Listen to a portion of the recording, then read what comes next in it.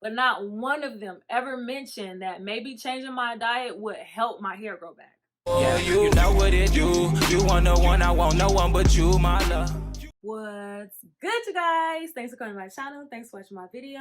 I am Nilsa, and today I want to talk about foods that I avoided to help grow my hair back. Alopecia areata is an autoimmune disease where your body pretty much attacks its hair follicles, causing your hair to fall out. Y'all, losing my hair was absolutely terrifying.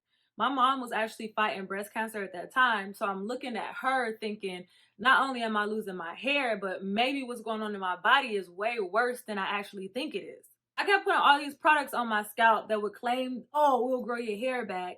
And then, I would look up these stress relief techniques and like my hair would start growing back, but it just kept falling out. And I dealt with this for years, y'all. So over this whole time frame, I just felt completely helpless. Like there's nothing I can do to get my hair to grow back. And maybe one day I'm gonna wake up and I'm gonna be completely bald. I went to plenty of doctors over the years and they will always suggest topical creams, steroid shots, or hair implants. But not one of them ever mentioned that maybe changing my diet would help my hair grow back. So today, I'm gonna talk about that diet. First, y'all, I am on the road to 1K. So if you find my videos helpful, go ahead and tap that subscribe button so I can keep making this content.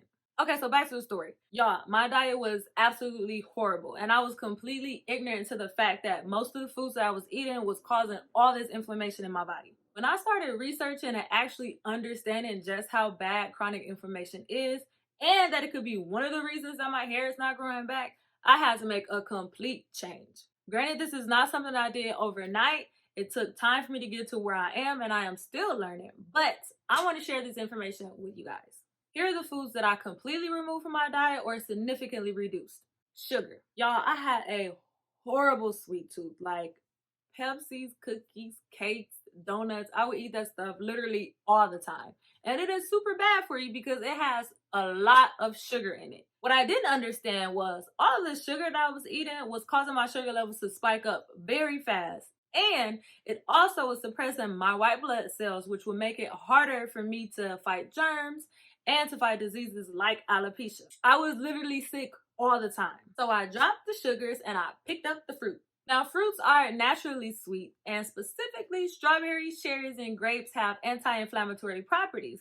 So it's helping get rid of that inflammation that was in my body. So for things like my herbal teas, instead of using sugar, I started using agave, which is a natural sweetener. It looks like syrup, but the glucose levels in there are really low, so it doesn't spike your sugar levels the same way that sugar does. I also dropped refined carbs, things like white breads, pasta, white rice, etc. For those of you who have watched some of my previous videos, I mentioned that I have a gluten intolerance, so I really can't eat foods that have gluten in it anyway. So instead of eating rice, I would eat quinoa, and instead of eating traditional pasta, I would eat chickpea pasta.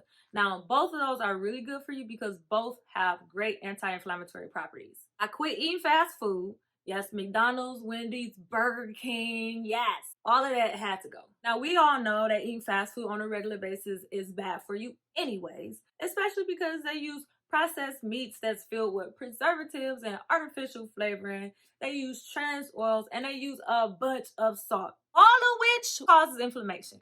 Now, I actually just avoid meat. Instead, I use mushrooms. Mushrooms make a great meat substitution, and I use those in our chickpea patties, in our tacos, sushi rolls, pretty much everything. An added benefit of using mushrooms instead of meat is that they are super great at reducing inflammation. Now, for the oils, I use extra virgin olive oil or avocado oil. They both have about the same amount of good fat in it, and they both are anti-inflammatory. For salt, I stopped using table salt and started using sea salt.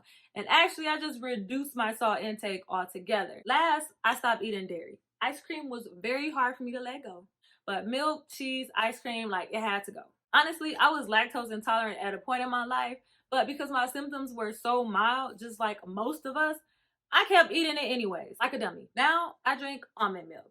And almonds, like most nuts, have a lot of healthy fats in them, which is also great at reducing inflammation. As far as things like cheese and ice cream, they do have dairy-free options, but for the most part, I kind of just stay away from those. I have tried almond milk ice cream, but I don't eat that on a regular basis because it is still high in sugar. I really hope this video helped you, and if so, go ahead and tap that like button. That really helps me out because I know which videos you guys like to see. I am curious, so leave a comment below and let me know which foods you're willing to let go of. And until next time, mwah!